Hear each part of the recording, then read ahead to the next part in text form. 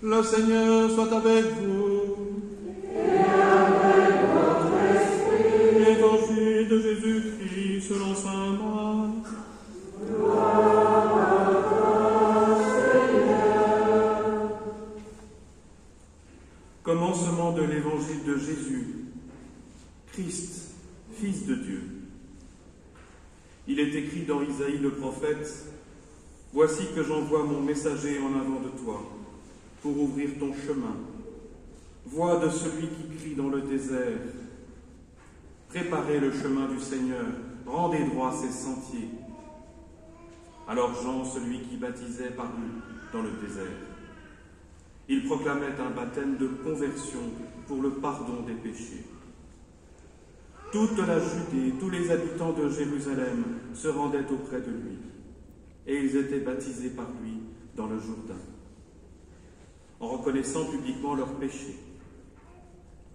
Jean était vêtu de poils de chameau, avec une ceinture de cuir autour des reins. Il se nourrissait de sauterelles et de miel sauvage.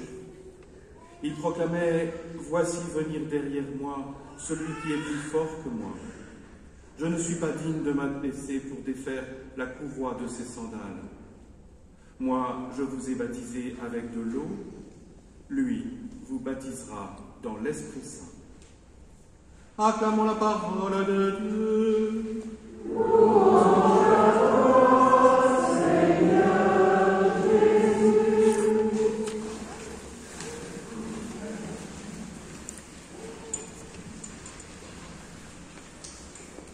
Quelle joie de retrouver toute cette assemblée du peuple de Dieu. Alors bien sûr, il reste quelques trous entre les chaises, entre les rangées, mais enfin on sent le mouvement. Comme il fait plaisir ce mouvement. Figurez-vous qu'en Belgique, ils en ont encore pour jusqu'au 15 janvier à attendre de pouvoir se retrouver, et encore c'est la date minimale. Alors, je vous avoue que cette absence m'a rendu pendant de nombreuses semaines à la fois triste et même en colère.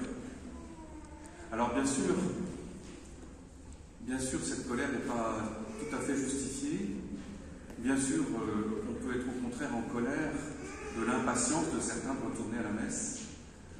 La question, c'est un peu de savoir si aller à la messe est essentiel ou pas. Vous voyez, jusqu'à il y a quelques semaines, donc, avant que le Conseil d'État ne rende une nouvelle décision, le gouvernement nous classait, nous, ceux qui vont à la messe, et la messe elle-même, parmi les commerces moins essentiels que les commerces non essentiels. Et je trouvais ça un peu humiliant. De même que je trouvais un peu humiliant que l'on nous dise que l'on n'était pas capable d'appliquer les mesures barrières et que c'était pour ça que les fidèles ne pouvaient pas venir, alors même que sur les 5600 clusters qui ont pu être imaginés, recensés, il n'y en a pas un seul qui soit lié à un lieu de culte. Alors je comprends bien toutes les mesures qui ont été prises, et je ne sais pas ce que j'aurais pris comme mesure à leur place. Je voulais simplement vous partager une des raisons importantes pour lesquelles, pour moi, il est essentiel d'aller à la messe. Il est essentiel d'aller à la messe parce que c'est ici que, précisément, je viens apaiser ma colère. C'est ici que je viens la retourner d'une certaine manière.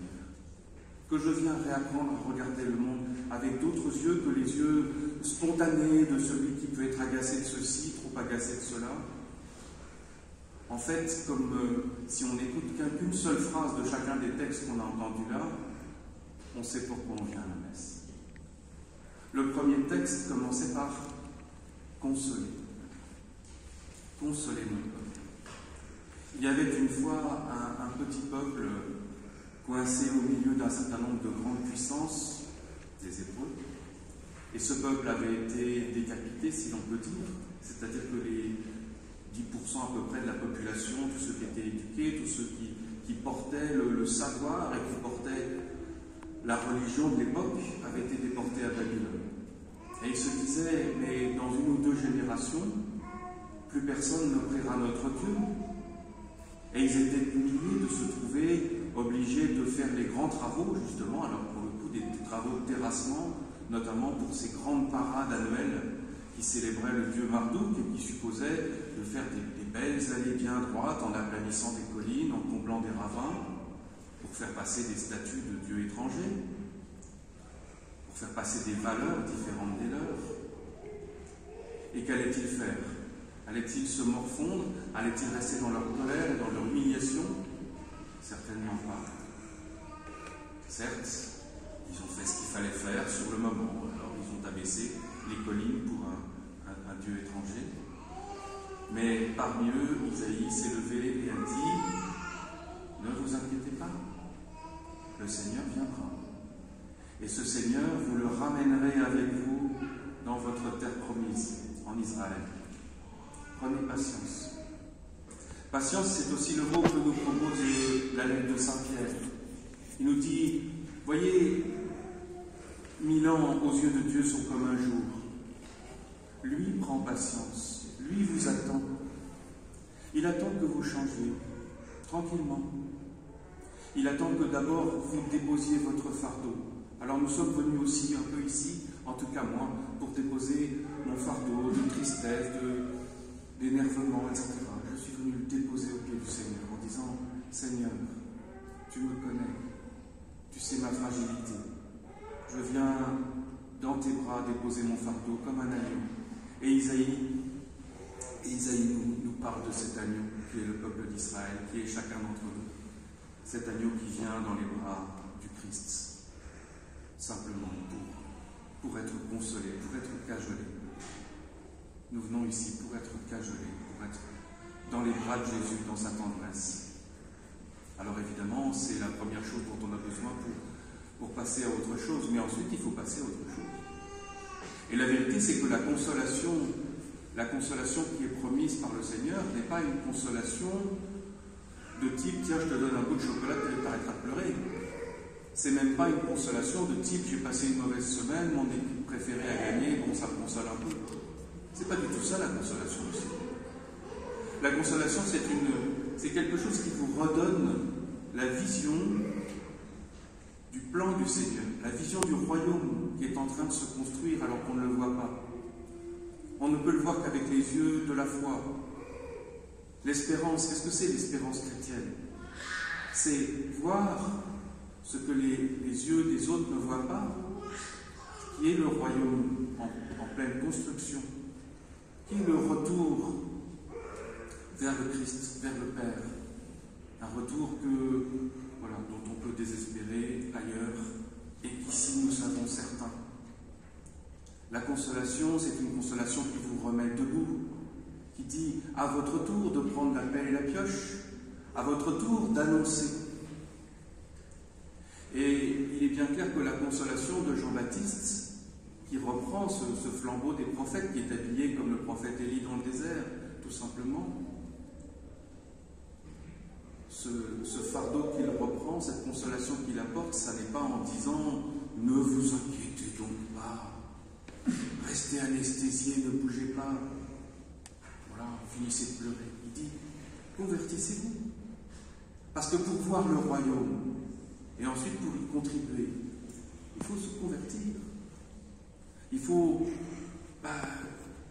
aussi regarder autrement la vie, regarder autrement ce que nous sommes, et se dire, qu'est-ce qui est beau? Qu'est-ce que je peux faire? Et quand Jean-Baptiste annonce ça dans le désert, ne croyez pas qu'à ce moment-là, les choses soient rayonnantes. Bien sûr, là, il y a les Romains, comme autrefois il y avait les Babyloniens, et aujourd'hui, je ne citerai pas de nom, mais il y a d'une certaine manière ce qu'il y a toujours eu, c'est-à-dire les valeurs du monde. Eh bien, le Seigneur, il est comme un coach de lutte. Moi, je viens à la messe pour être coaché, pour être accompagné dans mon humanisation progressive, pour quitter mes réflexes naturels et aller vers plus grand, plus beau que moi, avec vous. Le Seigneur, quand je viens ici, me dit, non pas, comme le dit le monde, « Oh, celui-là, on ne le changera jamais ». Non, il me dit par la bouche de Jean-Baptiste, « Convertissez-vous, aplanissez, comblez les ravins ». Quand le monde dit « Oh, celui-là, il comprend que la force », ou cette population-là comprend que la force, Le Seigneur nous dit ici, heureux les doux. Et le Seigneur recolle l'oreille du serviteur du grand prêtre qui avait été coupé par un des amis du Seigneur au moment de son arrestation. Voilà, tous ces conseils qu'il nous donne, on vient les quérir ici pour que notre consolation devienne action de mise en œuvre pour le royaume. Et ces conseils, ils sont très précieux. Je ne sais pas si vous avez entendu ces magnifiques phrases du psaume, ces morceaux où on dit « Amour et vérité se rencontrent, justice et paix s'embrassent ». Alors il faut un petit moment pour bien pénétrer le sens de ces conseils, mais ils sont extraordinaires. Regardez par exemple, vous avez une vérité à dire à quelqu'un ou à vous-même. Si vous ne la dites pas dans l'amour, dans l'affection, d'abord pour rendre service, elle n'entrera jamais. Parce que la barrière naturelle de chacun, c'est oui, les vérités, mais quand elles m'arrangent. Alors que la vérité plus l'amour, oui, c'est possible. L'inverse est également vrai.